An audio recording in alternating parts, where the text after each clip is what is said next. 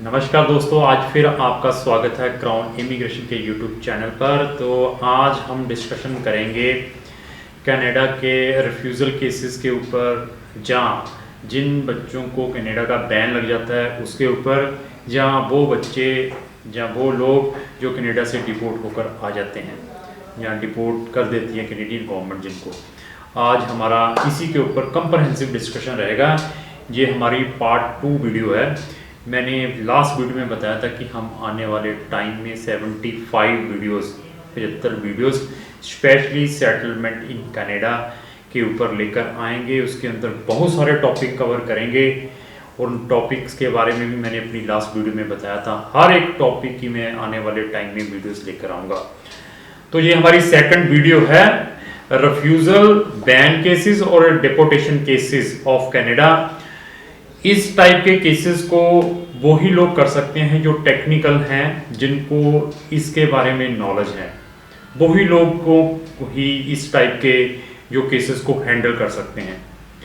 तो कनाडा की हमारी पहले भी बहुत सारी वीडियोस हैं स्टडी इन कनाडा हमारे यूट्यूब चैनल के ऊपर, और हर एक वीडियोस में मैं बार बार एक ही वर्ड रिपीट करता हूँ कि हम कनाडा का ना तो बिफोर वीज़ा ना ही आफ्टर वीज़ा स्टडी का कोई भी चार्जेस नहीं लेते, और हर एक यूनिवर्सिटीज़ में हर जैसी बच्चे की प्रोफाइल है वहाँ पर बच्चे का एडमिशन ऑर्गेनाइज करवा सकते हैं।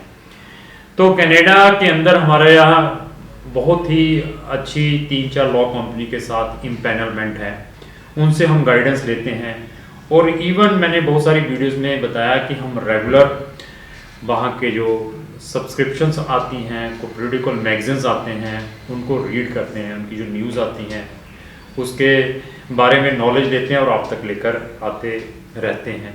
स्टूडेंट वीज़ाज़ का भी बारे में बताया था कि कैनेडियन गवर्नमेंट बहुत डिफरेंट टाइप के पैकेजेस प्रोवाइड कर रही है प्रोस्पेक्टिव स्टूडेंट्स को, और ऑलरेडी जो स्टूडेंट्स वहाँ पर पहुँच चुके हैं। तो आज का जो हमारा विषय है वो है कि जो बच्चे ऑलरेडी रिफ्यूज़ हो जाते हैं कनाडा में, उन बच्चों के लिए क्या ऑप्शंस हैं। चाहे जो रिफ्यूज़ हो जाते हैं, चाहे वो बैन हो जाते हैं ड्यू टू सम रीज़न, गलत मिस रिप्रेजेंटेशन या गलत एप्लीकेशन फॉर्म भर के या गलत डॉक्यूमेंट लगाने के कारण, जहाँ जिन बच्चों को या जिन लोगों को वहाँ की गवर्नमेंट डिपोर्ट कर देती है, चाहे वो टूरिस्ट वीज़ा वाले हैं, चाहे वो स्टूडेंट वीज़ा वाले हैं, चाहे वो पीआर पर हैं, चाहे वो वर्क परमिट पर हैं, चाहे वहाँ पर एज ए असाइलम सीकर हैं। तो बहुत ही इंटरेस्टिंग वीडियो है। इस वीडियो जैसी जो मैं ऑलवेज बताता हूँ कि हम इंफॉर्मेटिव वीडियो आप तक लेकर आते हैं। ऐसी इंफॉर्मेशन आपको कहीं पर नहीं मिलेगी, क्योंकि हम लोग स्टडी करते हैं, स्टडी करने के बाद इस टाइप की वीडियोस लेकर आते हैं। तो रिफ्यूज़ल के बाद बहुत सारे हमारे पास ऑप्शंस होते हैं, लेकिन हमारे कंसल्टेंट वो ही बता पाएंगे जिनको नॉलेज है कि क्या क्या ऑप्शंस हैं, हम अपनी रिफ्यूज़ल को कैसे ठीक करवा सकते हैं, या बैन लगा हो उसको कैसे रिमूव करवा सकते हैं, डिपोर्ट हो गए तो हम उसके आगे क्या है, वही करवा पाएंगे जिनको नॉलेज है। बार बार मैं हर एक वीडियोस में बताता आ रहा हूँ।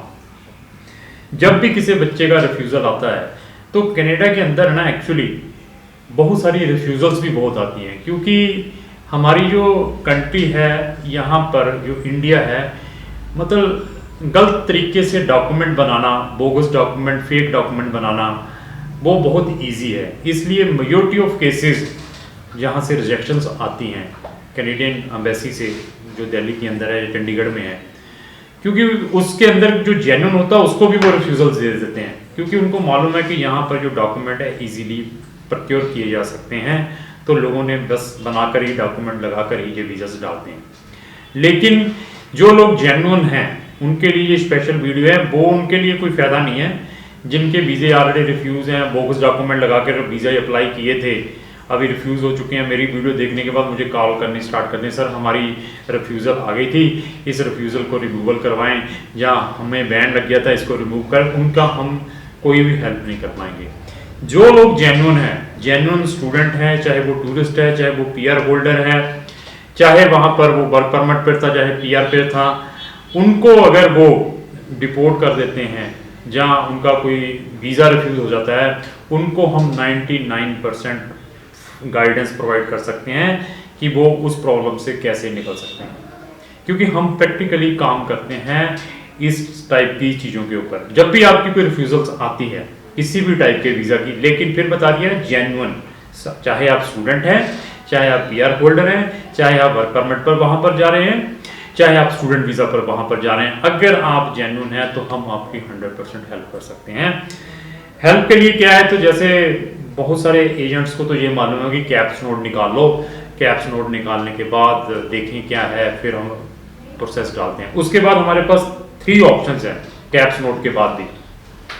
वो क्या है, वो है हम कैप्स नोट के बाद अब जो आपकी रिफ्यूज़ल एप्लीकेशंस है उसको हम रेस्टोरेशंस में डाल सकते हैं। उनके जो CPC सेंटर है ओटावा में, जो कैपिटल है कनाडा की, वहाँ पर, जिसको हम केस प्रोसेसिंग सेंटर कहते हैं, वहाँ पर हम अपनी एप्लीकेशन रेस्टोरेशंस के लिए डाल सकते हैं। फर्स्टली तो ये ऑप्शंस हैं, मतलब फर्स्ट ऑप्शन ये भी डाल सकते हैं, या तो हम रीअप्लाई कर दें इमीडिएटली। रीअप्लाई भी मैं तब हम कर पाएंगे आपके कैप्स नोट निकालने के बाद, अगर आपका जो कंसल्टेंट है उसकी ड्राफ्टिंग में पावर है, लिखने में पावर है, माइंड है उसका कि जो उन्होंने ऑब्जर्वेशंस लगाई हैं उसको वो किस तरीके से रेक्टिफाई करे। तब ही वीज़ा ऑफिसर उसको पढ़ते ही सेटिस्फाई हो जाए कि यार अभी तो इसने प्रॉपर प्रेजेंटेशंस दी हुई है जो मैंने ऑब्जर्वेशंस लगाई थी, अभी मुझे प्रॉपर डिसीजन लेना पड़ेगा क्योंकि ये पर्सन जेन्युइन है। कारण मैंने फिर बता दिया कि जेन्युइन लोगों को भी रिफ्यूजल्स मिल जाती है। अगर आप फाइट करेंगे तो उनको फिर जजमेंट आ जाती है कि हाँ यार ये तो जेन्युइन है, हमें गलती से हमने ये इसका नेगेटिव डिसीजन दे दिया है। तो वो कौन कर पाएंगे, जिनकी ड्राफ्टिंग अच्छी है, कवरिंग लेटर प्रॉपर बना सकते हैं, जिनको नॉलेज है। एक तो रीअप्लाई का ऑप्शन है। दूसरा जो ऑप्शन है हमारे पास, जो CPC में आपने अपनी एप्लीकेशन लगानी है ओटावा में रेस्टोरेशन के लिए, वो रेस्टोरेशन ऑफ योर केस के लिए आप डाल सकते हैं। This is a second option. Third option, आप इमिग्रेशन एडजुडिकेशंस डिवीजन में भी अपनी अपील डाल सकते हैं कनाडा में। मैं फिर बता दूं, इमिग्रेशन एडजुडिकेशंस जो डिवीज़न है वहाँ पर आप अपनी रिफ्यूज़ल हुई है, जहाँ आपको बैन किया है, जहाँ आप वहाँ से डिपोर्ट हो रहे हैं, तो वहाँ पर भी आप अपना केस लगा सकते हैं फॉर रिव्यू। ये तो मैंने थर्ड रीज़न बता दिया। फोर्थ में क्या है, अगर आप वहाँ पर भी नहीं डालना चाहते तो आप डायरेक्टली अपनी जो रिव्यू है वहाँ की फेडरल कोर्ट में भी लगा सकते हैं। तो उसके लिए you need to the local lawyer. अरे ये जितने भी मैंने ये स्टेप्स बताए हैं, अगर इसमें आप एक अच्छे लॉयर जो इमिग्रेशन कंसल्टेंट है, जहाँ वहाँ का लॉयर है, जहाँ जिसको नॉलेज है, वो अच्छी ड्राफ्टिंग कर सकता है, उसके थ्रू लगाते हैं तो मैक्सिमम चांसेस है you will get A 99% results. तो कोर्ट में आपने वहाँ की जो फेडरल कोर्ट है उसमें रिव्यू कैसे लगाते हैं अपनी, जहाँ आपने वहाँ का जो CPC सेंटर है वहाँ पर आप अपना केस कैसे लगा सकते हैं, जहाँ आपने अपनी जो रिव्यू है वहाँ पर इमिग्रेशन एडजुडिकेशन में डालनी है वो कैसे डाल सकते हैं, ये आपका एक एक्सपर्ट ही लॉयर ही बता सकता है। तो जो बैन होते हैं केसेस, वो बैन क्यों होते हैं, बैन होने का कारण भी मैं बता दूं।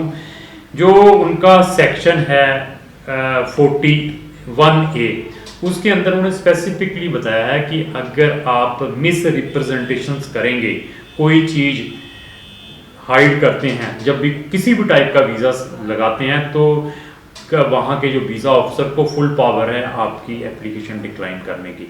तो मैक्सिमम बच्चों के बैन भी लगते हैं यहाँ पर, जब आप एक गलत एजेंट्स के थ्रू अपना केस लगाते हो।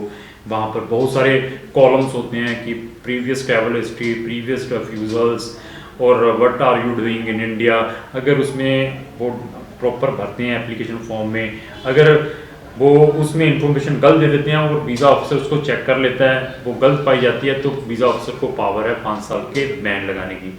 लेकिन वो बैन भी आप अपना रिमूव कर सकते हैं अगर आप जेन्युइन हैं, आपका एवरीथिंग ओके है, लेकिन आपके एजेंट ने गलती से या इंटेंशनली आपके केस को स्पॉइल किया है, तब भी आप अपने बैन को रिमूव करवा सकते हैं।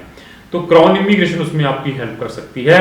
इवन अगर आपको वहाँ से डिपोर्ट कर दिया है, वहाँ से कनाडा से वहाँ से डिपोर्ट कर दिया है, जो करने वाले हैं, तो वहाँ पर आप अपने डिपोर्टेशन के ऊपर कैसे अपील कर सकते हैं, या जब आप डिपोर्ट होकर आते हैं तो आपने वहाँ से authorization to return in Canada की कंफर्मेशन कैसे लेकर आनी है कि जब डिपोर्ट होकर आप आ जाते हैं तो दोबारा अगर कनाडा में जाना है तो वो डॉक्यूमेंट जिसको हम ARC कहते हैं, that is very important document, वो कैसे ऑब्टेन करना है उसके बारे में भी आपको हम गाइड कर सकते हैं।